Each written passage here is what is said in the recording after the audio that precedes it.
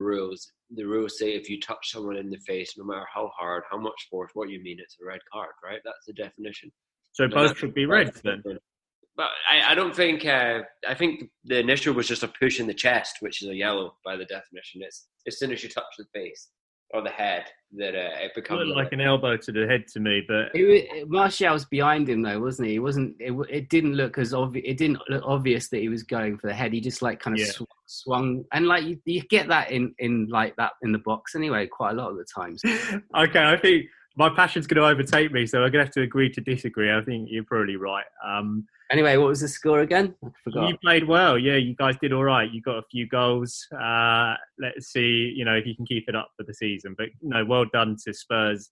Deserved to win against 10 men, 6-1. Moving on to Patrick Vieira. You've been waiting a long time here. Fulham, you only let in one goal.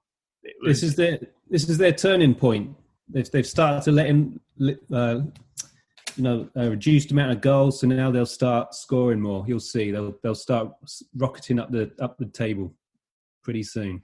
They have to find the other net. Watch this space. Heard it here first, listeners. But they have signed some defenders actually. One from Denmark, I think, and a couple of defenders they've got coming in, and Loftus-Cheek as well. He's joined the team.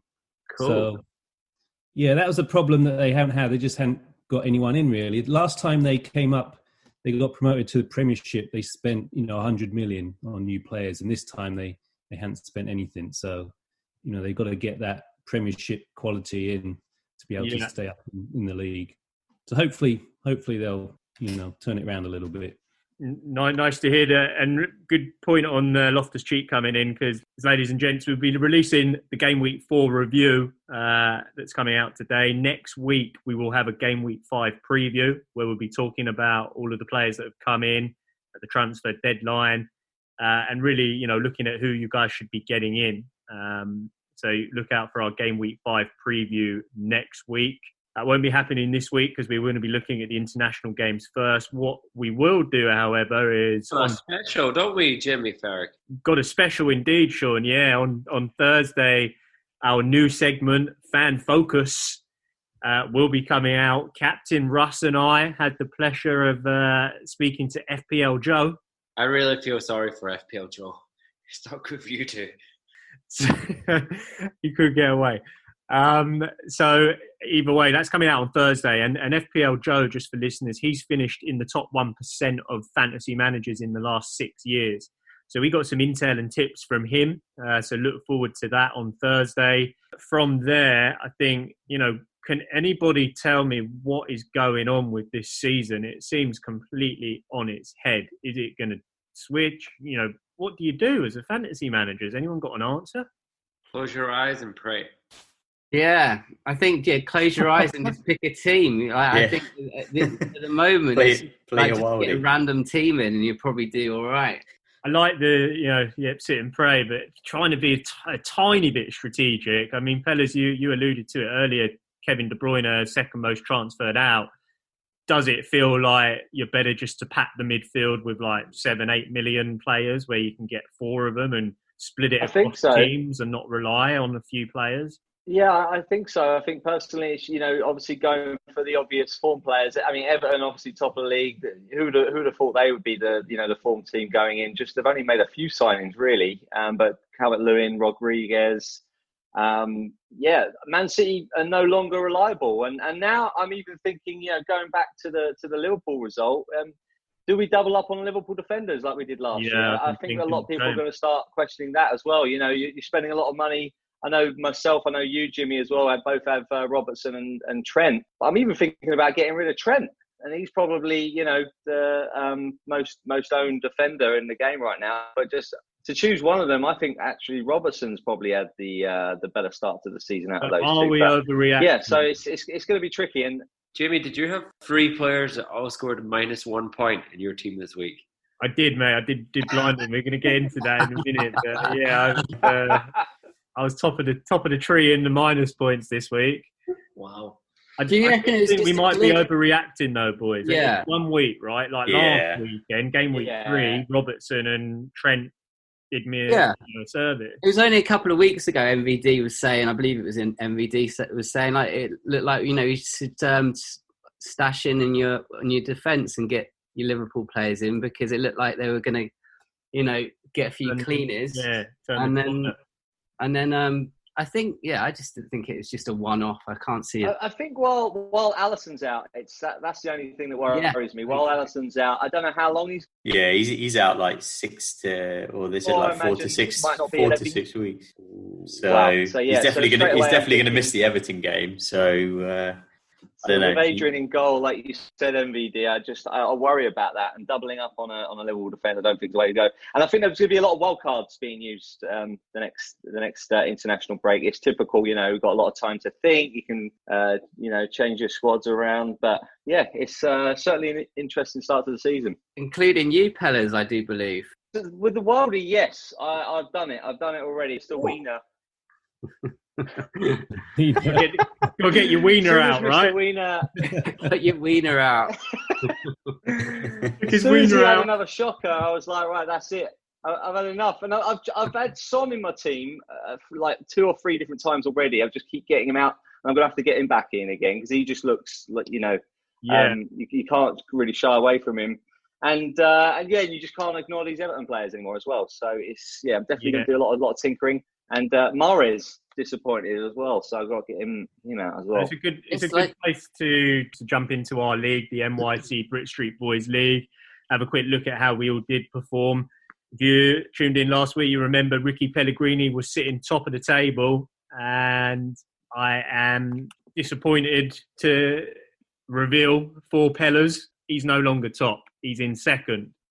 Pellers, you've been taken by man of the matchum. So your mate from pub, who I have to be honest, actually, I was going to say none of us know, except for you and Sean, actually, who were both down pub when you met him, is leading our league. So congrats to him. I was actually looking at his team, to be honest. He's doing extremely well, man of matchum. I think we should get him on the poddy because he's in the top 200,000. Yeah, I've got his number saved, so I'll have to give him a call, see if he wants to get on. Yeah, I mean, he brought in a nice total of 78 from game week 4, which isn't shabby at all, especially given what average was 48 points. So James Rodriguez did it for him with 18 points, and then Salah as captain, 26 points. So Salah didn't actually disappoint, which was one nice thing about the Liverpool result. At least Salah got a couple. Looking sharp, as I was saying to you boys, you know, with Mane out, he's the main man.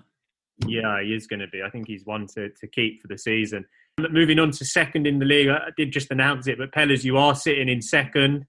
Came in with a 49 this week, one above the average. Yeah. What happened? Captain De Bruyne. So I think that was probably the biggest mistake. I know a lot of other FPL managers out there probably did as well. Had a tasty fixture. You would have expected them. You'd expect it to be goals. You know, we all know what Leeds can do, but we thought there was going to be more goals than just a 1-1 draw there. It was a brilliant game to watch. Yeah. But yeah, captaining De Bruyne obviously blanked me there. My advice was Salah. Salah pretty much, got the 13 points. Callum Wilson, I wasn't expecting him to get anything, but he got a nice. He saved you in points the end. there as well. Nice, differential as well. That's right. Yeah, not a lot of us in our league, I don't think, have got Callum Wilson. You know, he looks good. I think if Newcastle are going to score, they don't get a ton of chances. But what made the difference was actually St. Maximum. He played really well, and I think with him in the team, if they keep him fit, then Wilson will do well as well. But yeah, the -1 for Robertson and Alexander-Arnold, and that's why I'm kind of questioning that now as well. Whilst Adrian's, I might have to rethink that as well. And Mahrez as well, with no real striker in the team. Sterling's obviously kind of playing up top for Man City until Aguero or Jesus comes back. So Aguero's back in training, so he might be back next in a couple of weeks' time. Anyone tempted? 10.4? Nah. Just seems it's going to be. It's either choosing him or Kane. If you're going to spend that much money, it's him or Kane, right? And I think a lot of people are going to be going for Kane. Okay, cool. So that's your team then, Pellers. You're sitting on 249 points overall. Below you, a 13-point gap. We then got Sean the John McGinn fanboy. Sean, 41 for the week. First of all, though, bit of shocking week, but it would have been saved if I had only hit the save button, right? So mentioned that earlier, but I made 2 transfers this week, so again, I'm taking a 4-point hit, which was also costly. But got rid of Bruno, who obviously scored the penalty despite them getting beat. So yes. Who did you bring in for Bruno? So I got rid of Bruno and Trent, which saving some point on Trent. I just didn't fancy Trent at the moment, so I got rid of him and I brought in Salah instead, and Saiss as well. So in terms of my transfer, Saiss as well got the assist, didn't he? Right. So got 21 from the 2 transfers. That's pretty decent. Yeah, exactly. He got 2 bonus points, clean sheet, and obviously playing as well. So not an assist, but pretty good for the 2 transfers. But then just not hitting the save button is going to be costly. So that was kind of disappointing. The weekend started well with DCL getting a goal early doors, right? Thought that was going to be good things, but even though Everton continued to score another 3 goals, he wasn't involved at all, right? So that was a bit disappointing that he actually only got 1 in the end. Everton on fire, and we said I think they have a nice running coming up, so sticking with him in the team, doing well, but guys, just disappointing, right? It's difficult. That was a drastic move, though, wasn't it? Like, considering you had Fernandes as your captain the week before, and he did pretty well for you, and then the following week you transferred him out. Yeah, it was all about the captain as well. And last week when we were talking and we all picked our captain, I had picked Salah, right? And I think on a poll as well, he came second on Twitter in the captain poll, right, after Jimenez. And after that, I thought, well, it's a shame I don't have him in my team, but I wanted him. And the only way to make money was to get rid of Fernandes and Trent. And that made him affordable for me, but then it just didn't hit the save. Yeah, I mean, we're going to have to get you a PowerPoint, mate, to show you some instructions of how to do it. Maybe we can record a video, because you definitely not the first time I've done it. And it won't be the last as well. Just a big blue button that says save, mate. It's hidden under the team. It's on the app, it's easier, but on the website, it's like down the bottom. I'm sure it happens all the time. Yeah, I'm sure it does.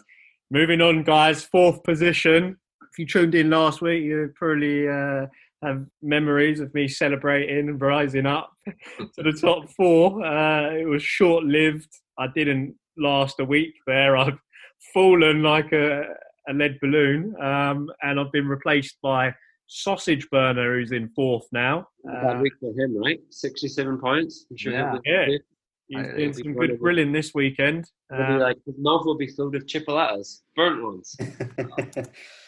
Captain Kane. They must have been tasting good this weekend, because he did have a Kane as the captain, 32 points he brought in. St. Maximan, he had him in 12 points. And I think St. Maximan with 12 this week, it's kind of testament to what Russ was saying earlier about having patience and sticking with your team and perhaps trusting them and thinking it's going to all come good. Because St. Maximan, we tipped him beginning of the season, done absolutely nothing. He was in our podcast team, wasn't he? We'll get onto that later, see what NVD did there. But anyhow, that Sausage Burner, 4th position, 234 points. Then in 5th position, it's not me. I've dropped even further than 5th. Patrick Vieira, you're up. You've gone up a position. You are sitting there, 214 points in 5th position. Thursday night Europa League. How did you manage that? It was, I was a bit lucky. Well, one was Jorginho, who... He I put him in, he's 5 million, but he's the penalty taker. So, and he had 2 penalties, so that was a good result from him. I think Abraham even tried to take the ball off him to take the second penalty. Yeah, he did. But he's good for, with so many penalties seem to be happening this season.